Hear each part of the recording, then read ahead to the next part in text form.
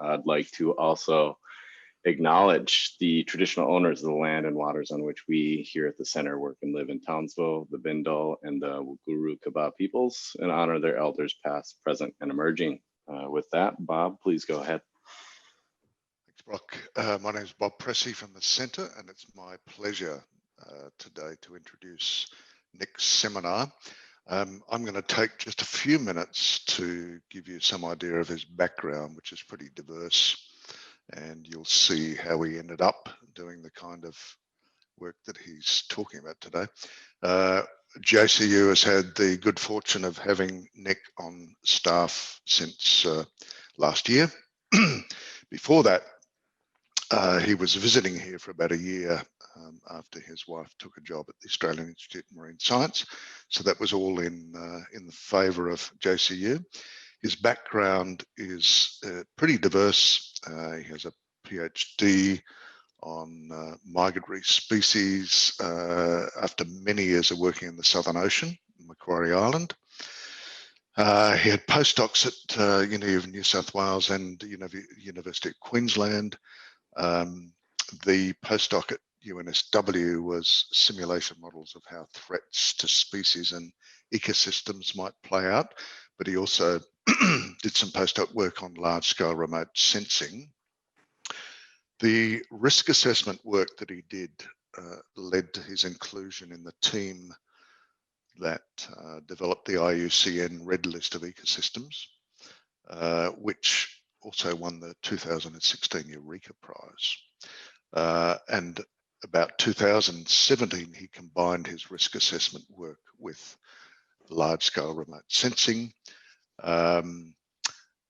That led in turn to his award of a Australian Research Council DECRA, hard to get DECRA grant in 2019 to work on, excuse me, global scale satellite remote sensing of mangroves, salt marshes and intertidal flats. As you'll see from the seminar notice, he's talking about the intertidal flats today. And if you haven't seen it, Nick is the lead author on a paper last year in Nature called The Global Distribution and Trajectory of Tidal Flats. So with that, thank you, Nick, and I'm looking forward to hearing your talk. Great, thanks Bob for the introduction, and Brock and Ian for organising the talk. It's really nice to come and be able to do a talk to you guys down at the centre today. As Bob said, I started just last year at JCU, so I'm slowly fanning out and getting to know everyone across the university, and I think this is a really good opportunity to tell you all about the sort of work I've been doing for the last, what is actually about 10 years now that I look back at it.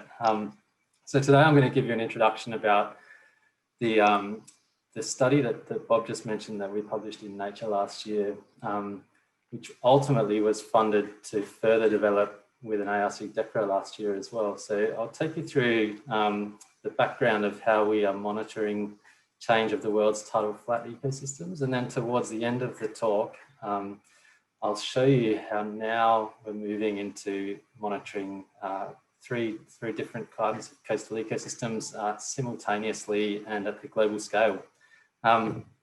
This story starts with one of these. This is a migratory shorebird, the Bar-tailed Godwit, that each year takes an enormous migration from the Arctic all the way down to Australia and New Zealand and Southeast Asia, and back again to the Arctic on a really tight schedule.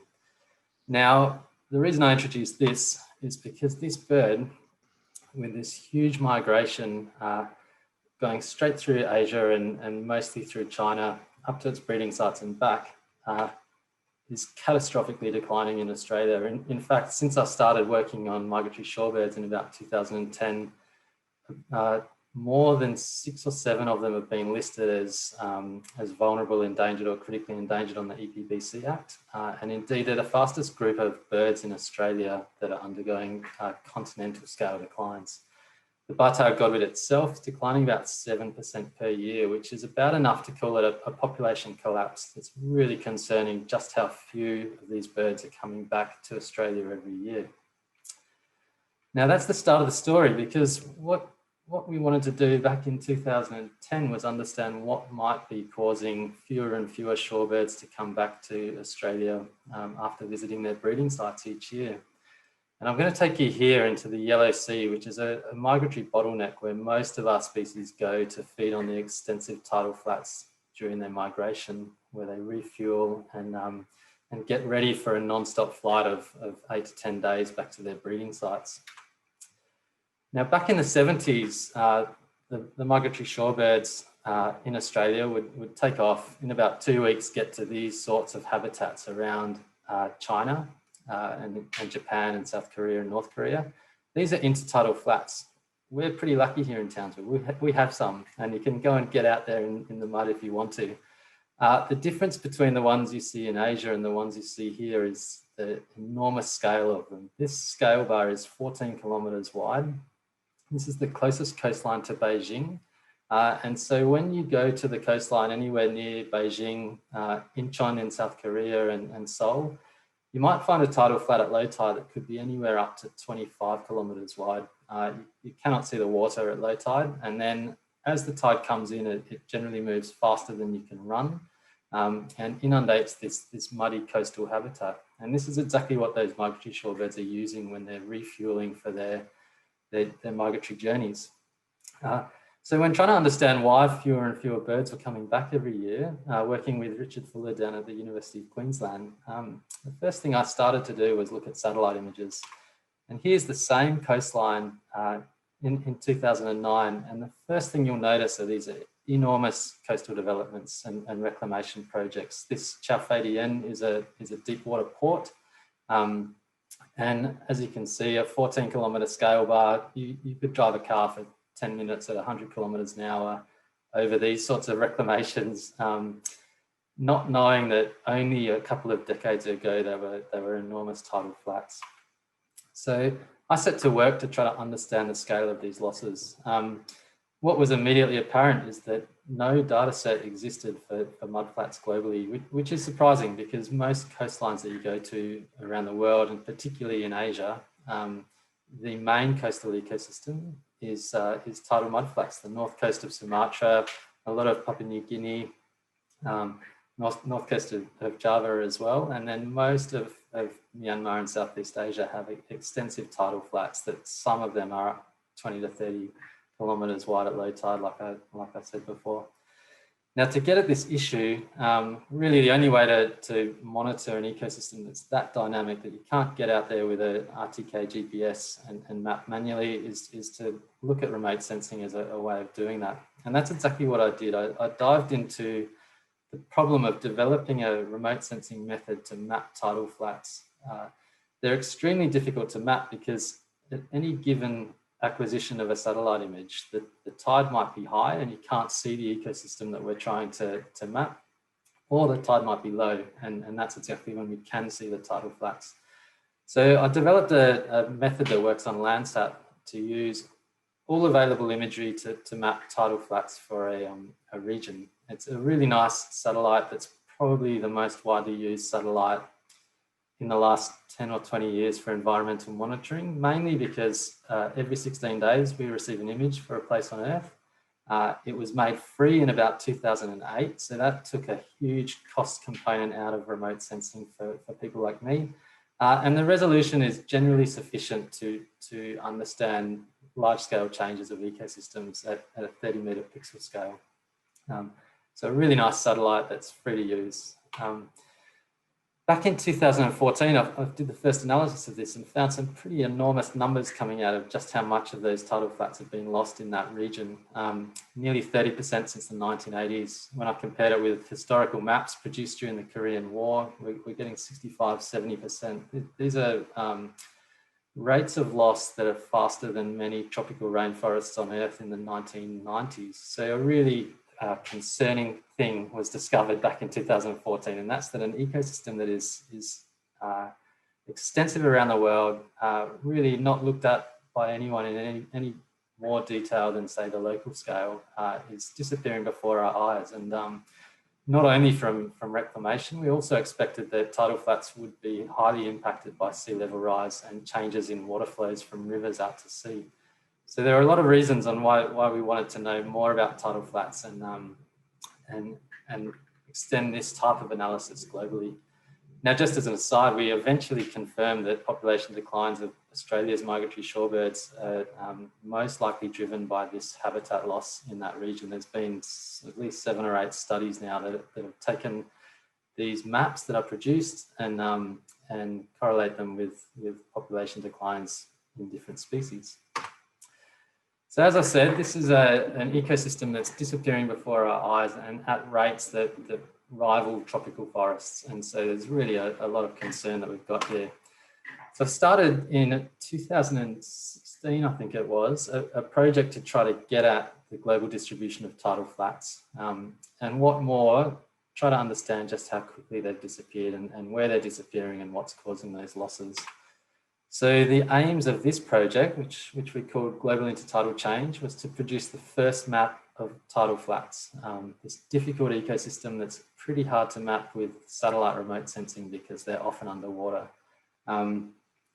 We set an even higher bar of trying to produce it as a time series. I was really inspired by global deforestation monitoring and the type of high quality data that's really catalyzed the conservation of tropical rainforests. And it's absolutely clear that a map is just not enough if you want to know about how to conserve an ecosystem. And what you really need to know about is where losses are happening, why they're happening, and with a sort of accuracy that's reliable enough to deploy some pretty significant conservation resources to try to halt those losses.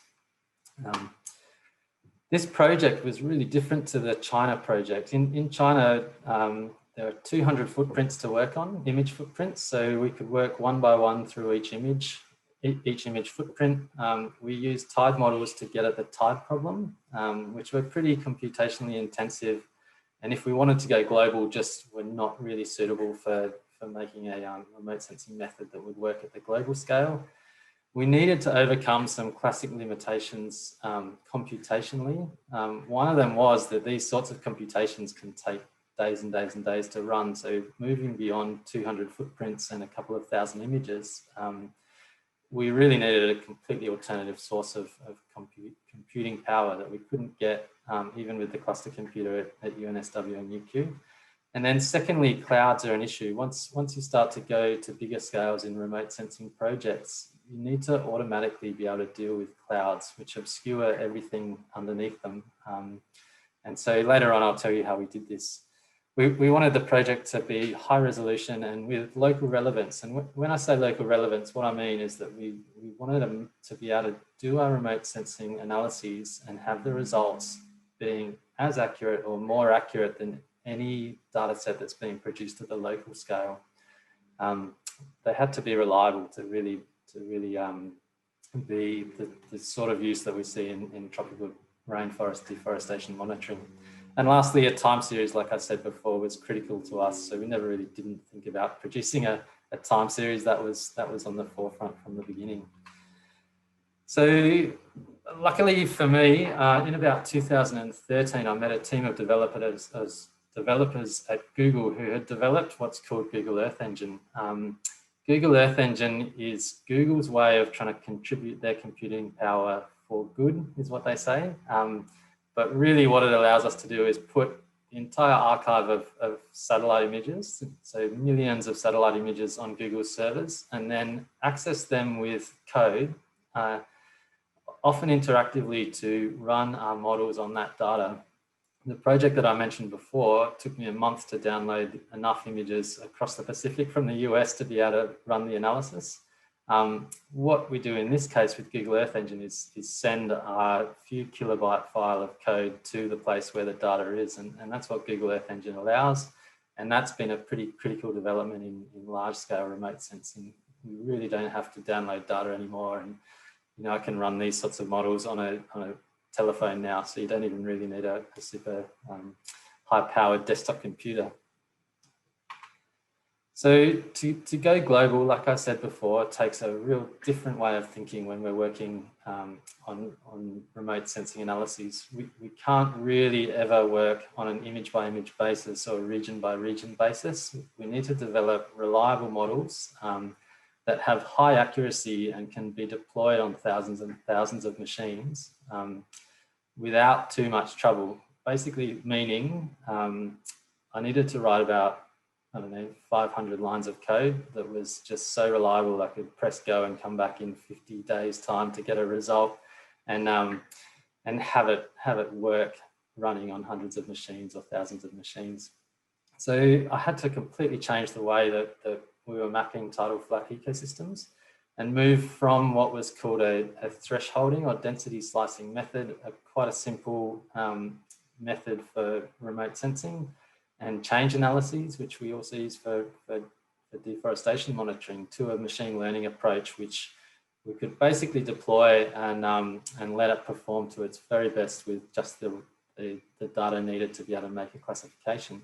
So today I'm going to give you a run through how this works. I'm not sure how many of you work in the machine learning space, so I might be aiming too low, but then again, I think it's safe to sort of say, you know, this is a really simple analytical problem. And if I can show it to you in pictures, I think it really hits home just how powerful these sorts of models are becoming and how they're going to be useful more and more in the future. So what we did with this project, by moving to a machine learning approach, is develop this supervised classification procedure, which takes training data, places we know on Earth are tidal flats, looks for patterns in predictor data, which in this case are about 50 different layers of different types of satellite images and other covariates in the model. Deploy a classifier whose task is to classify every single pixel in the coastal zone on Earth to one of a few classes, and then in the end deliver back to us a map of the distribution of one of those classes. So in detail, the first step was developing this training library, critical for all deep learning, machine learning models. Training data is the new gold, I think someone said, probably. We had to go through the world and develop a representative training data set of tidal flat ecosystems that could be used in our models. And we did that partly by field data from the authorship team. There were 7 or 8 of us that worked on this project, and we visited every continent on Earth, including Antarctica. And so the places that we knew really well, we were able to identify places on Earth that are definitely tidal flat and definitely not tidal flat. But that wasn't enough. And so what we did is develop an online app, which would allow us to look at satellite imagery processed in different ways to help us identify what is a tidal flat and what is not a tidal flat. So in this case, we've got the near infrared. We've got a true color composite of Landsat imagery, a false color composite, and actually the final app had about 6 different layers like this. And the task for me, who developed this training set, was to use this information to develop this high quality occurrence data. So every single point in our training set, more than 10,000 points, I wanted to be confident, sort of over 99%, that if I went with my GPS and stood on that point, it would be a tidal flat. That's critical for boosting performance of these sorts of models. So with that, we had about 10,000 training points. And that was what we used to start to develop the machine learning model. These models require predictors, or covariates, you might call them. And what we do here, just to explain it in simple terms, is these predictors help the classifier decide what a pixel is, essentially.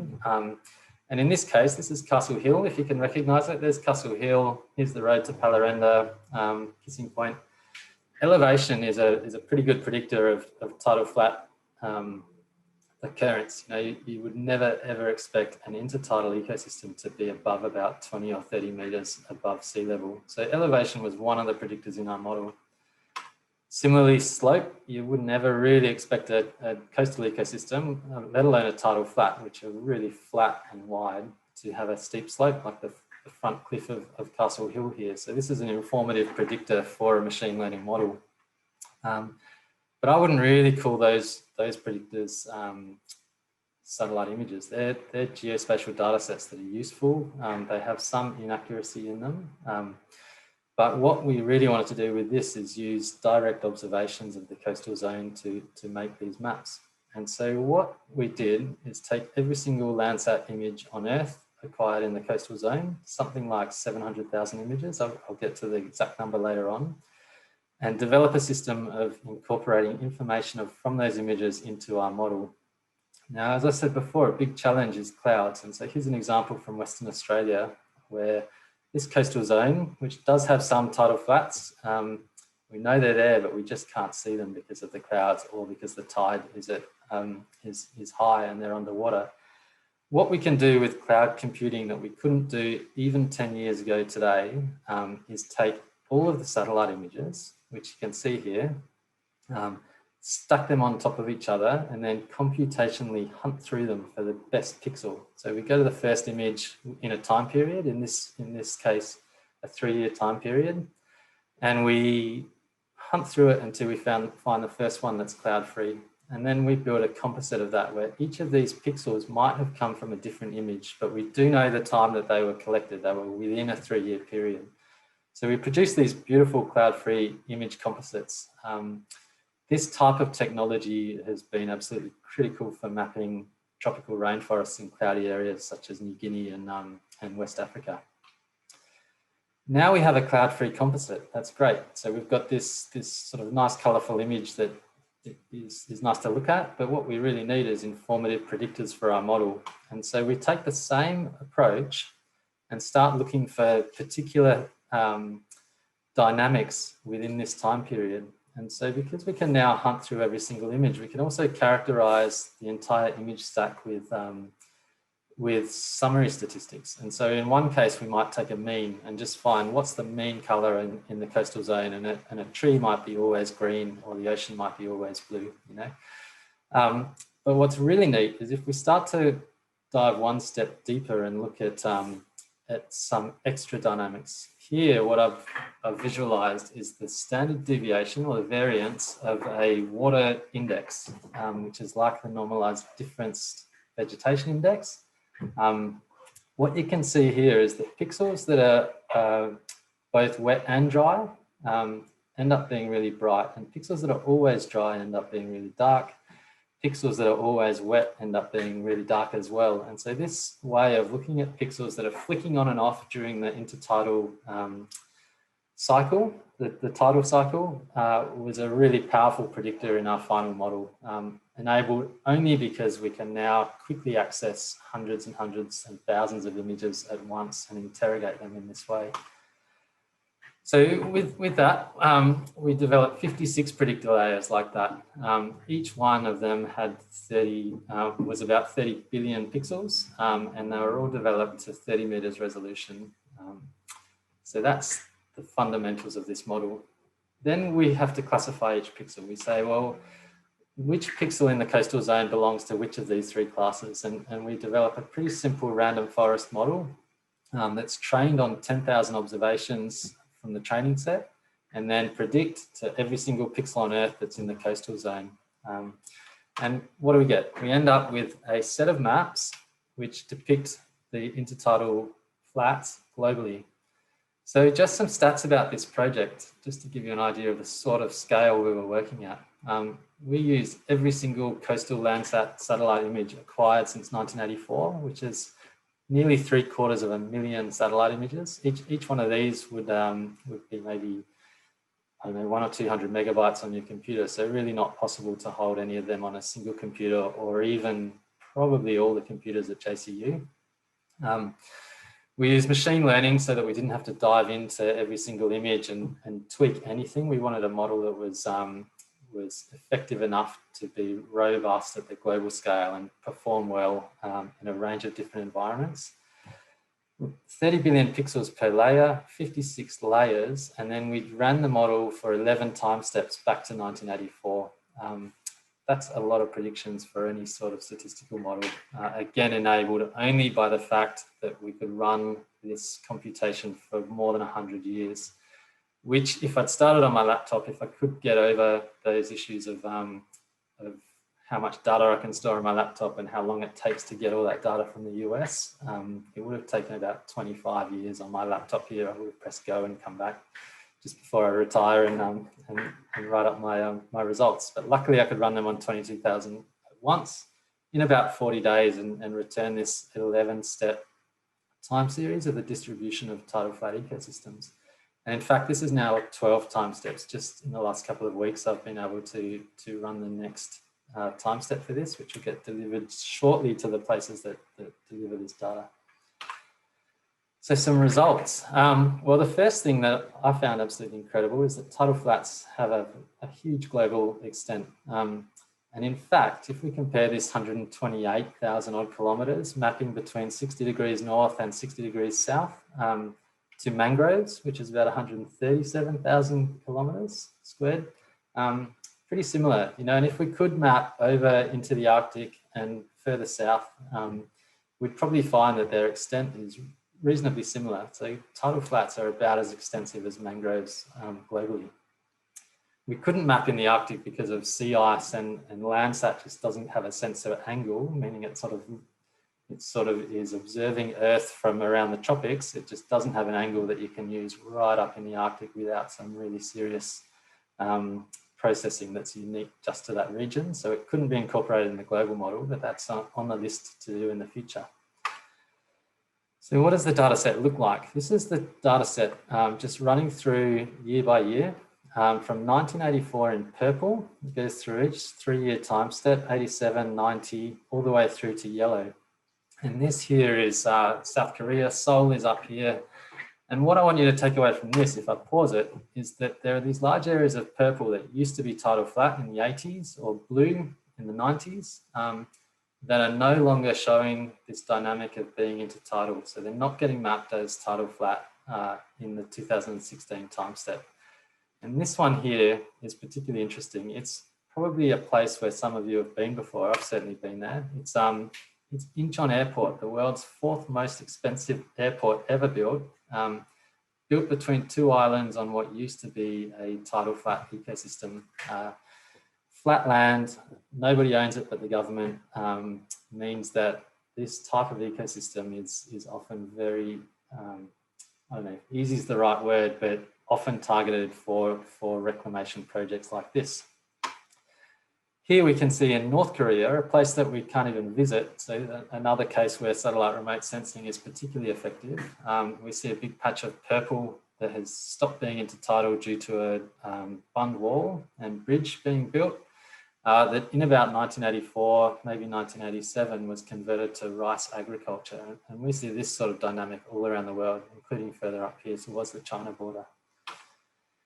We also see natural changes of coastal ecosystems in this data set. And so here is the intertidal zone along a sandy beach in the Netherlands. And what you can see here is this slow migration of the beach out to sea. And it's maybe 900 meters wide, this intertidal zone.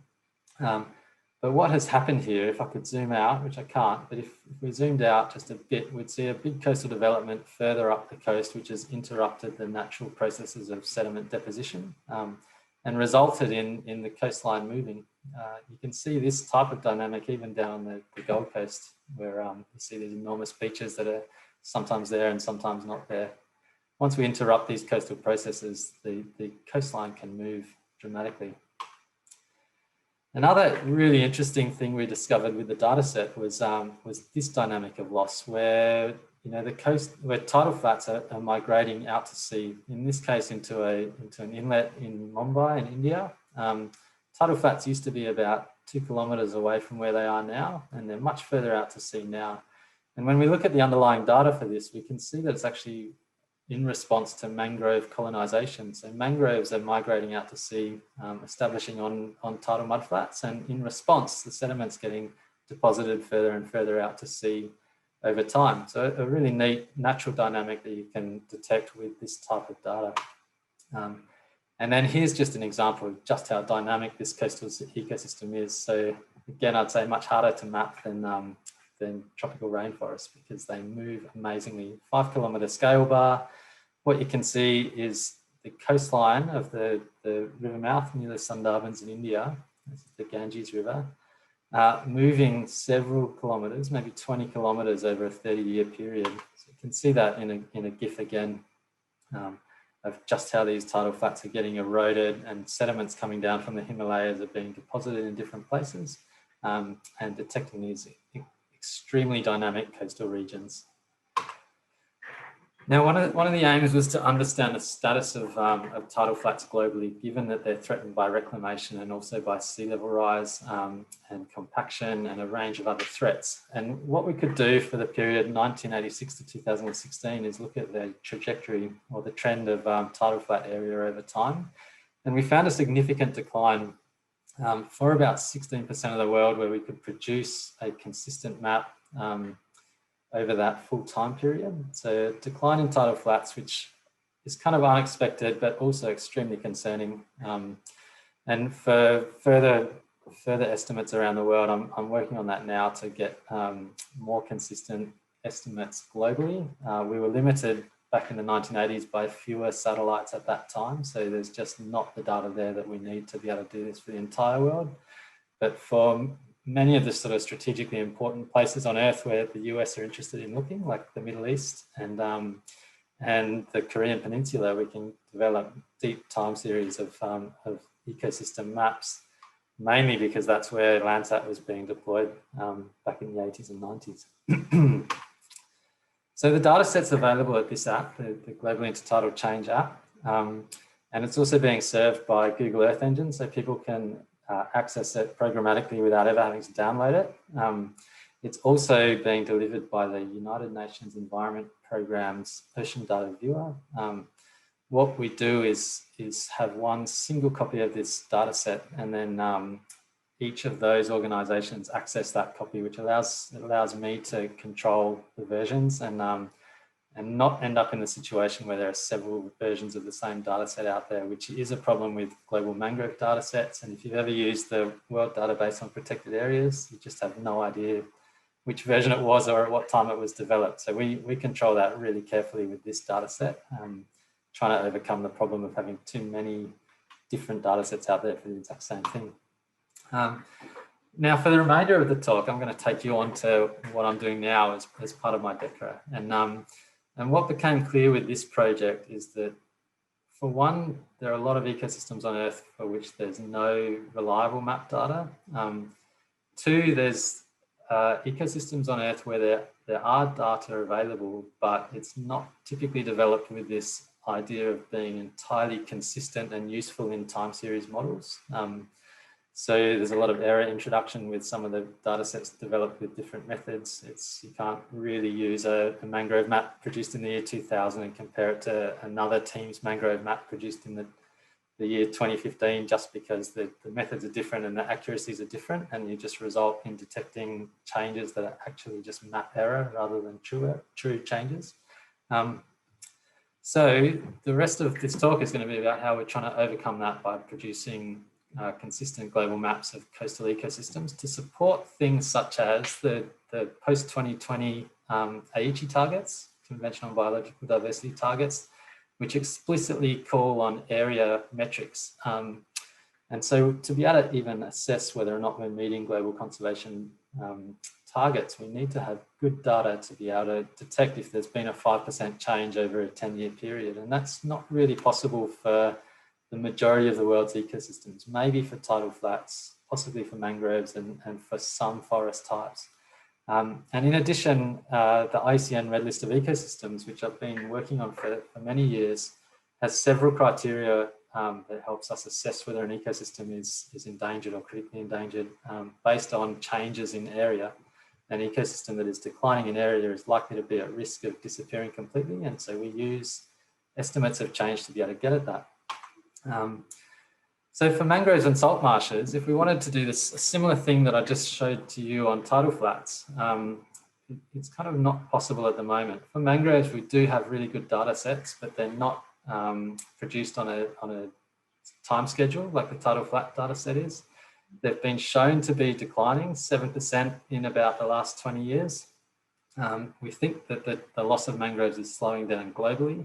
And similar to mudflats, we know that the drivers of mangrove loss are both driven by humans through deforestation, but also through just natural dynamics with other coastal ecosystems, following a cyclone, for instance, where you might get a transition to salt marsh or tidal flat. And then for salt marshes, we actually have just no sufficient data at the global scale. The only global salt marsh map right now is missing large corners of the globe. Maybe about a quarter of the world is just completely unmapped. So it's not a global data set, and it's only produced through one time step from databasing lots of existing databases, data sets from different governments. So this new project, phase 2, which was funded by the ARC, is to simultaneously quantify the area change of all 3 of those coastal ecosystems, recognizing that when you lose tidal flats, you might be gaining mangroves, or when you lose mangroves, you might be gaining salt marsh. The new model aims to do that all simultaneously within the same modelling framework, and then also get at the main drivers of change. So nothing much has changed, except that to be able to extend this to other coastal ecosystems, there have been some pretty major changes to be able to get at some particular products that I wanted to develop beyond just a simple spatial map like the mudflat map was. The first thing that we've had to do, which we've been doing for about a year now, is redevelop the training library. We now have 65,000 occurrence records for salt marsh, mangrove, tidal flat, land and water. Although I haven't presented them here, it's also got coral and seagrass in it because there's an opportunity to extend later on. We've extended the amount of predictor data in the models, in the modelling framework, to about 90 covariates to get at greenness covariates, which were not needed in mudflats. So we put in greenness to improve performance when working with mangroves in particular, but also salt marshes.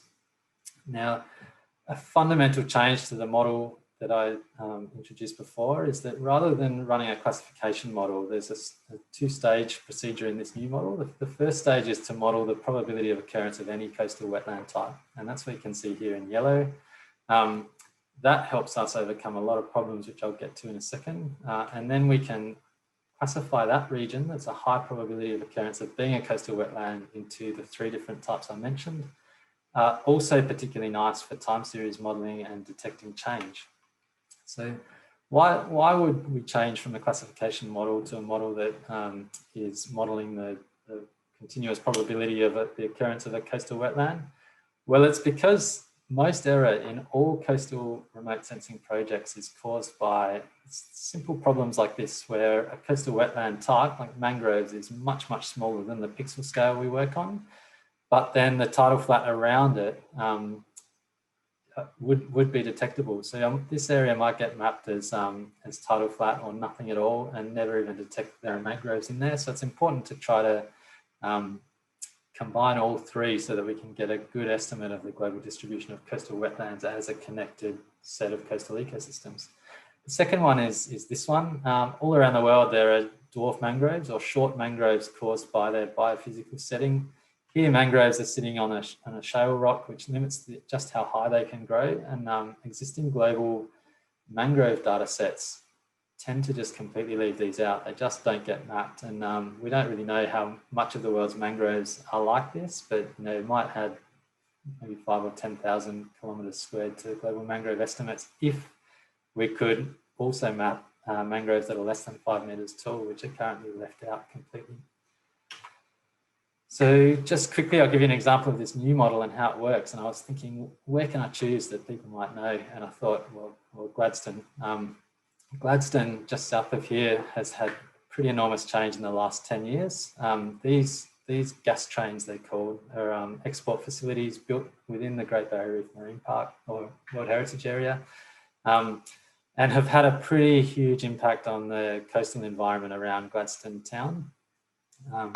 If we look at the satellite image from this year, we can see that there are these 3 big clearings where the different companies are exporting their gas, and we can even see the pipelines that come in from the gas fields west of Gladstone. And in addition, we can see a big coastal reclamation that occurred in that time as well. If we go back in time and just flick back and forth, you can see these are new coastal developments and therefore a really good place to test a global model just to see how it performs in a place where I've spent a lot of time out there looking at migratory shorebirds. So the first thing we do is model the probability of occurrence of a coastal wetland type, any of those 3 for the year 2000. We're using sets of Landsat images collected from 2000 to 2003, all the way through until 2019. So we can do that for the past 20 years ago, and we can do it for now. And you can see that there's some changes here that we can detect with this remote sensing model. And indeed, when we look at the difference in probabilities, we can develop a change map of those probabilities. And so patches in green are new coastal wetland that weren't there in the past. And patches of red, such as down here, are coastal wetlands that used to be either mangrove, salt marsh, or mudflats that are no longer that ecosystem type. They've transitioned into something completely different. So we can identify them as these little patches of red on the map. And indeed, we can take each one of those patches that's been lost and use the classification model to determine whether or not it was salt marsh, tidal flat, or mangrove that got lost. So as a quick example, here's the pipeline. So this is the gas pipeline from out west. It's 1 metre wide. Each pipeline I remember that was going across Queensland was only 15 centimetres wide. But then they get tumbled into one big tube to go across to the island. And this is the pipeline. It goes underwater about here. And the question is can we detect any loss of coastal ecosystem with a model that's trained off 60,000 points globally in such a small area? And indeed, the probability model identifies this local change of where the pipeline goes underground, and they've dredged here and just never refilled the hole they dug in the tidal flat. So you could go out there now and expect to have to, I don't know, walk through the water at low tide to get across these two patches of tidal flat. And indeed, when we run the classification model on that, we can correctly classify that as a tidal flat ecosystem. If I take you to another region down here, this is a coal export facility, Wiggins Island. And here in the year 2001, there was this patch of mangroves that used to wrap around it. But in 2013, they did a major expansion of the coal export facility. And indeed, our global model can correctly identify that expansion. And then when we classify it, we can split it into the tidal flat ecosystem, which is like this, and the mangrove. So we can actually split up each patch of loss. And so the model is appearing to be pretty highly accurate and useful for this sort of thing. Just with a few minutes left, I'll show you another really neat example that we discovered when looking at the data set, which has now been run globally for several time periods. Here in India, what we have is a low probability of occurrence here of being a coastal wetland type. So this is not appearing to have inundation dynamics or mangroves or salt marsh, the sorts of elements that our model is particularly good at detecting. And over here, it looks like we've got a coastal wetland type in the year 2001. Come back in 2019, and you see that entire patch has changed to coastal wetland type. And indeed, the probability map, this is just an absolute raw probability map, is suggesting that there's been a gain of a coastal wetland type in this area.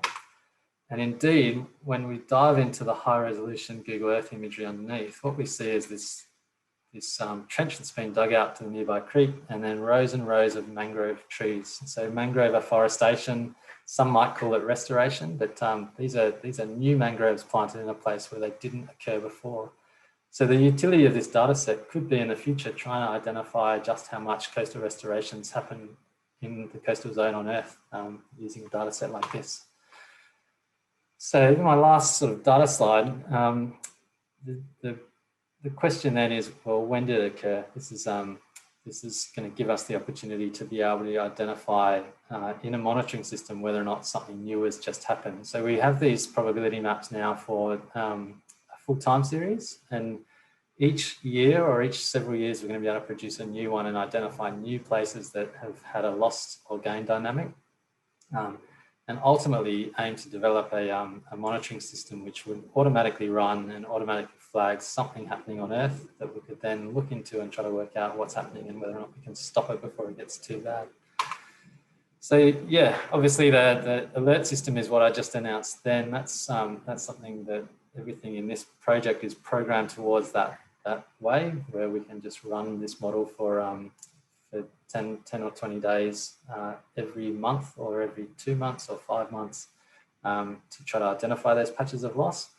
also keen to extend to other ecosystem types. The type of models developed and that I introduced today are really useful for all ecosystem types. And I've just ran a project in Myanmar where we used a machine learning classification to map 65 different ecosystem types, from dry forests to seasonally inundated wetlands to mangrove ecosystems. This model with appropriate training data is pretty powerful for being able to make nice ecosystem maps.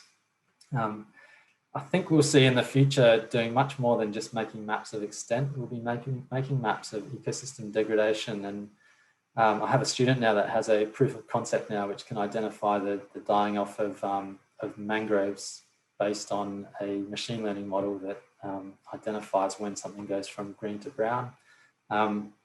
It's going to be really useful for global ecosystem risk assessments if we could have these types of data sets for all ecosystems on Earth.